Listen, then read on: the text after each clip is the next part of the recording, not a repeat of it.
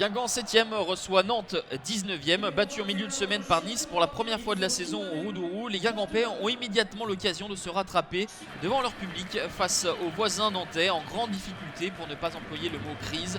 Premier relégable après la déroute à la Beaujoire face à Lyon 6-0, les Canaries se présentent avec Philippe Mao, entraîneur intérimaire après le limogeage de René Girard. C'est le 4e technicien évincé Girard après Ripoll à Lorient, Antonetti à Lille et Passy à Marseille.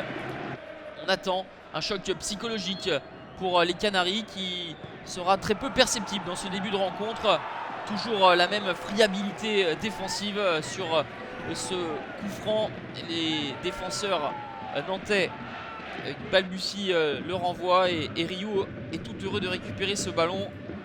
Rioux qui va être sollicité par la suite avec cette frappe enroulée de Yanis Salibur.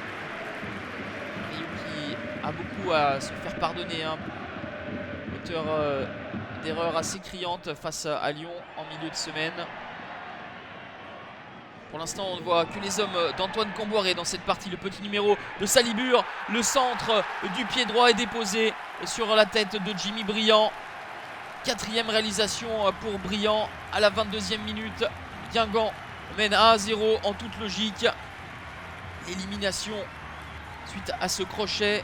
Lima est en difficulté, tout comme la formation nantaise. À la pause, en avant, Guingamp mène au score, ce qui n'était plus arrivé depuis 4 matchs où les hommes d'Antoine Comboiré avaient dû cravacher pour revenir à la marque. Cette fois-ci, leur avantage est mérité car on a senti des Nantais incapables de contenir les vagues de leur adversaire. Pas le moindre tir cadré pour les joueurs de Philippe Mao. Le voici, le premier tir cadré pour les Nantais. Il interviendra en début de deuxième période avec cette frappe d'Emiliano Sala dans la continuité. La vague guingampaise déferle. Le centre de Marsal pour Yanis Salibur, passeur en première période. Salibur est buteur désormais, 3e réalisation de la saison. 2-0 pour Guingamp à la 63e minute. Le break est fait au moment où les Nantais se rebiffaient. 4e passe décisive pour Marsal. Et à la conclusion, Yanis Salibur, Briand et Salibur, 2 joueurs impliqués sur 10 des 21 buts guingampais. Nantes va essayer de réagir à l'orgueil avec une frappe enroulée d'Amin Harit sans problème pour Jonas Johnson. Antoine Comboiré qui retrouve Nantes, lui qui a été joueur de 1983 à 90 chez les Canaries. Les Nantais qui vont voir le calice jusqu'à la ligne avec ce carton rouge d'Adrien Thomasson à 20 minutes de la fin.